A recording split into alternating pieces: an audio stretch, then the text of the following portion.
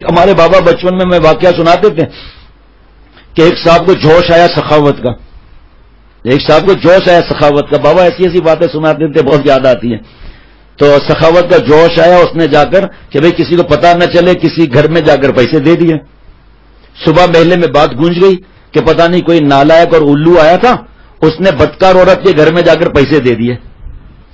اس کا تو دل ٹوٹ گیا، یہ میں نے کیا کر دیا، بدکار گھر کے اندر عورت کو جا کے پیسے دے دیے۔ دوسری رات کو پھر نکلا، رئیس تھا، کسی کے گھر میں پیسے دے دیے جا کر۔ دوسرے دن پھر محلے میں بات شروع ہو گئی کہ بہت ہی کوئی الو نمبر 1 کوئی آیا ہے اور اس نے جا کے ڈاکو کے گھر میں جو ہے وہ پیسے دے دیے۔ اب تو اس کی حالت بالکل اب تو ختم کا، اب تو کچھ بس اب بچا ہی کچھ نہیں۔ تیسری دفعہ عربی کا جمع 3 کا ہوتا ہے، تیسرے دن پھر جا کے کسی کے گھر میں جا کر دے آیا۔ صبح پتا چلا کہ بہت بڑا مالدار ہے اور کنجوس نمبر 1 ہے، اس کو جا کے دے آیا۔ اب اس نے رونا شروع کر دیا کہ اب کیا کیا جائے۔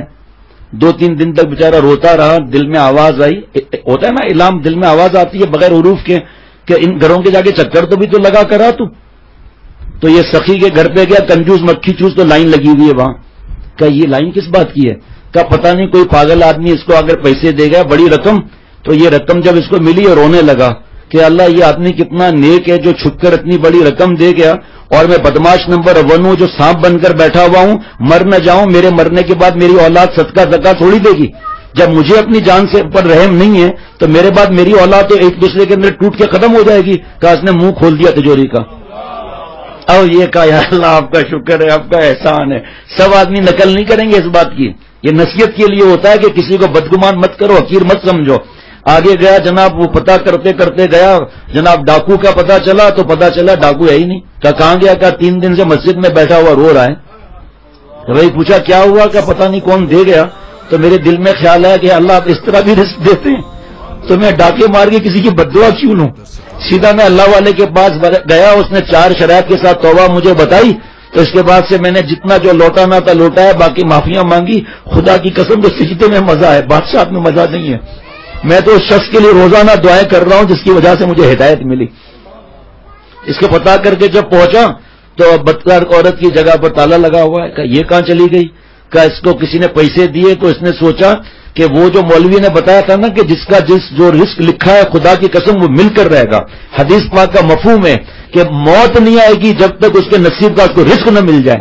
معلوم ہوا رزق کی رفتار موت سے تیز ہے، اور جاندار کو موت نہیں آئے گی جب تک کہ اس کے نصیب کا اس کو رزق نہ مل جائے۔ اور کیا دوسری حدیث پاک ہے، رزق مومن کو اس طرح تلاش کرتا ہے جس طرح موت تلاش کرتی ہے۔ یہ مطلب اس حدیث پاک میں سے فرماتے تھے، معلوم ہوا کہ موت سے تیز رفتار رزق کی ہے۔ مرتے ڈرتے کیوں کہ ہم بھوکے مر جائیں گے اور حرام کھائیں، رشوت لیں اور یہ سب مصیبتیں اپنے سر پر مول لیں، جب موت ہی نہیں آئے گی تو گھبرانے کی کیا بات ہے۔ ایک صاحب نے کہا کہ ایک حضرت والا نے فرمایا، کسی بیوقوف نے کہا کہ کسی کو کمرے میں بند کر دیا جائے اور اس کو چنائی کر دیا جائے دروازے اور کھڑکیوں کی، ٹھیک، چھت بھی بند کر دی، اب رزق کہاں سے آئے گا اس کو؟ حضرت نے فرمایا میں نے جواب دیا جیسے موت آئے گی۔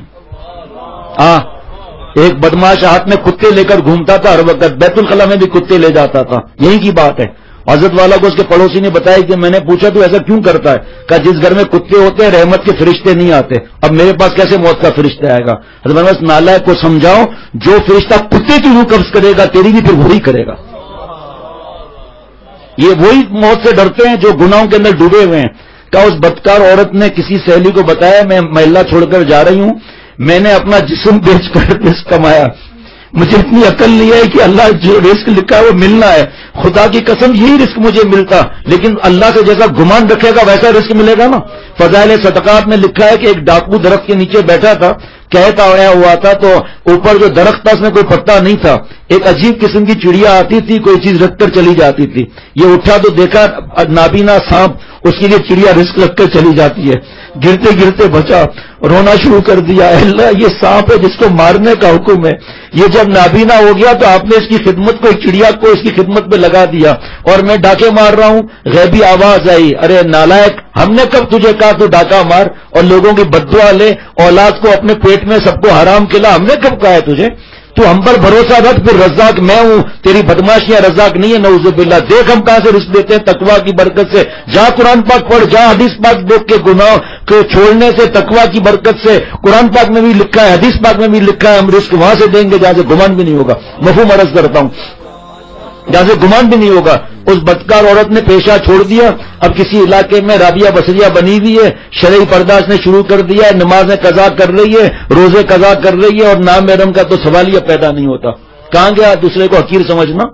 ہمارے پیارے بابا کی اللہ عمر میں برکت عطا فرمائے۔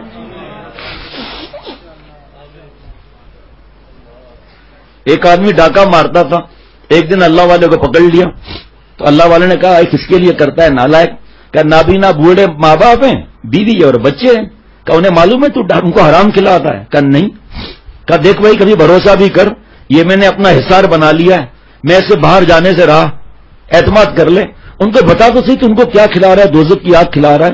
ایک لقمہ حرام کا کوئی کھائے، 40 دن کی اخلاص کی عبادت قبول نہیں ہوتی۔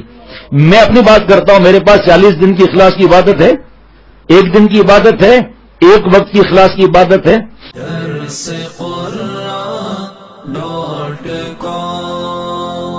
www.darsequran.com